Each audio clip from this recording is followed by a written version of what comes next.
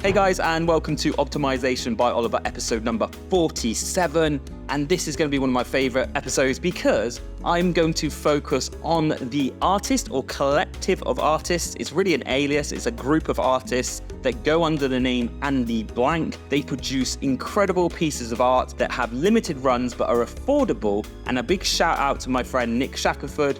He shared it on his social profile probably about 6 months ago, and ever since I've fallen in love with their art. I'm going to take their store. I'm going to show you if I was hired to improve their conversion rate and their revenue per visitor, what I would do. I'm going to break it down for you. I'm going to jump straight into it. We've optimized 3 pages. Let's start with the homepage. So point number 1, we have added some much needed social proof. If you see the before, there's no social proof, there's no testimonials, there's no reviews. On this one, we've just added those 5 gold stars, the 4.9 out of 5 rating, and mentioned the word happy customers. It just ticks a conversion principle box. Point number 2 is we have added a clear headline. What this allows us to do is get the value proposition across in the form of text, and it's the first thing you read. We use words that are buzzy, that are emotive, speaks to your soul, created by Andy, and again, it just pulls people into the product. Point number 3 is we've just optimized that above the fold. We've used more visually appealing images that help us display the quality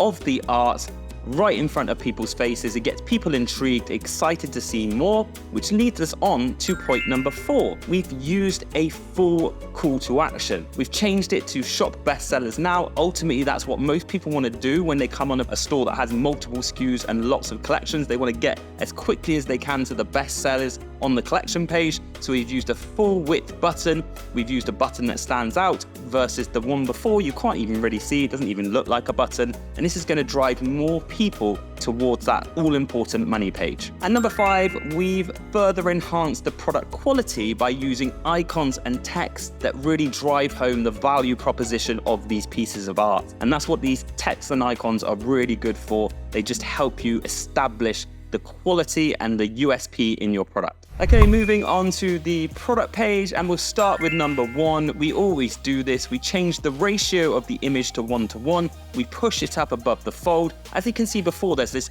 big white gap, which basically pushes everything that's important below the fold on their before version. By eliminating that gap and pulling the image up, we've enabled to not only bring the call to action above the fold, but other important conversion principles. We've added those chevrons and just made it easier for people to slide through these images. Number 2, not much to say. We've just added some social proof. Just don't forget, guys, reviews help you sell. Point number 3 is we've just cleaned up the product select options. Before, it was very hard to see those product selects, unframed versus framed. They were white little dots on white backgrounds, very hard to select on mobile. We've just made them more visual. We've lined them in line so we pull more important elements up the fold, and it's just very easy on mobile to select unframed or framed. Number 4 is with pushing that image up, we've been able to push the all-important add to cart above the fold. We've used descriptive text that tells you exactly what you're doing. We've used the word now with a directional cue, and we've made that button stand out by making it a different color that clashes against the background and is more visually seen. And number 5, we've again used those text and icons combination to display the benefit of the product to help further sell these pieces of art.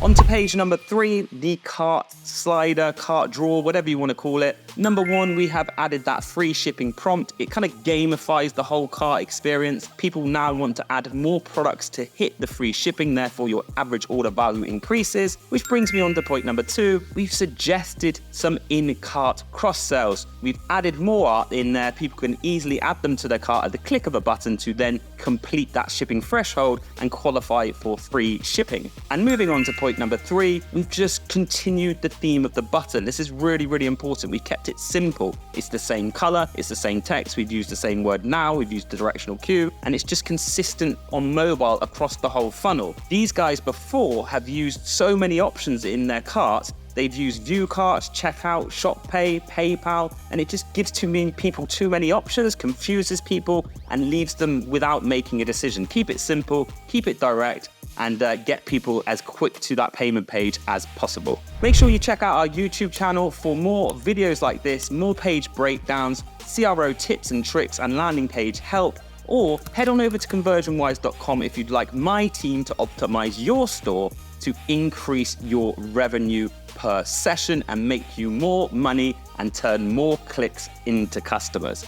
Andy, hit me up. I want to get some art. Whoever you are, I love your stuff, and I'll speak to you all soon.